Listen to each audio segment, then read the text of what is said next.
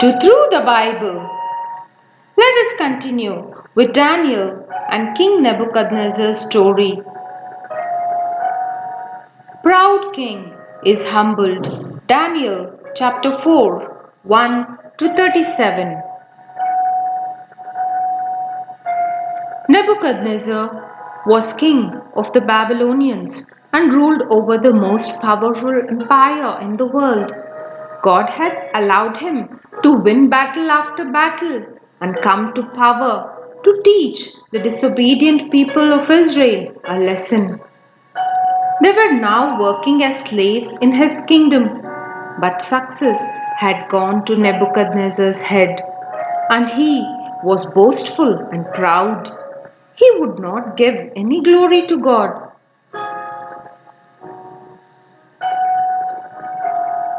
Then one night the king had a strange dream. In his dream, he saw a very big tree. It was so big, it grew right up to the sky, and its leaves spread all over the whole world.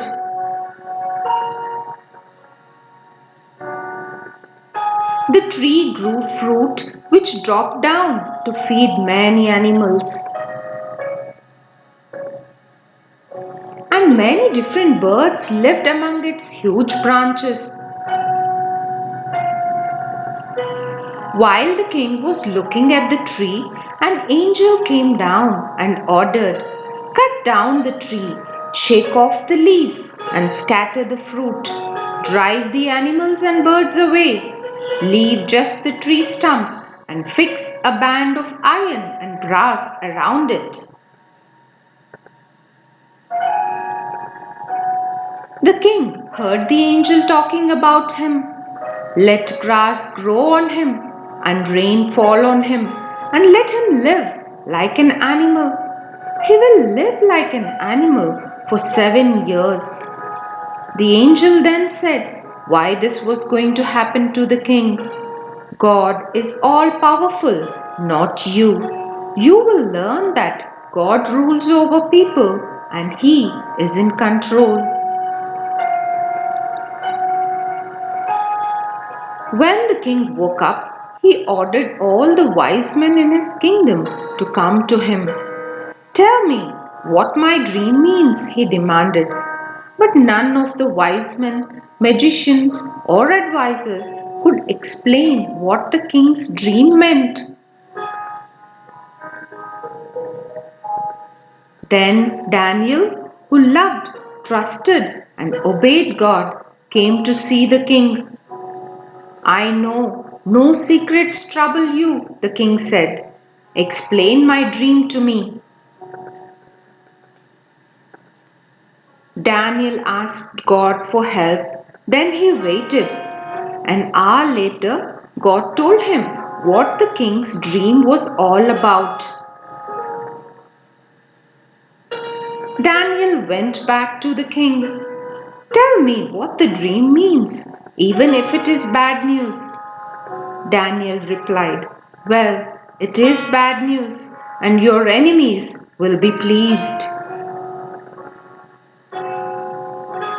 The tree you saw was you.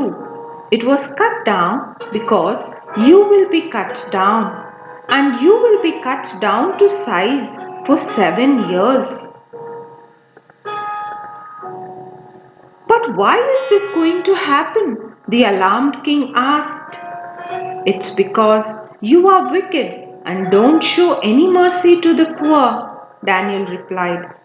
"You are puffed up with pride and think you are more powerful than God."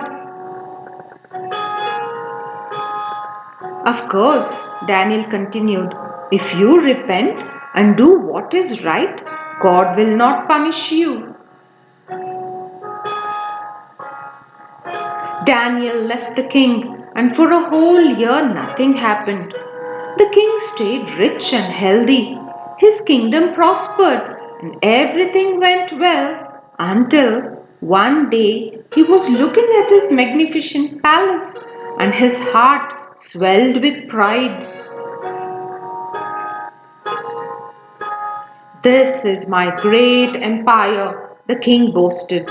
"I built it with my power. I am mighty. Look how important I have become." As soon as he had said these words, the king heard a voice from above. "O King Nebuchadnezzar, the kingdom is departed from you." God told him that he was in control, not the king. Right away, King Nebuchadnezzar lost his mind.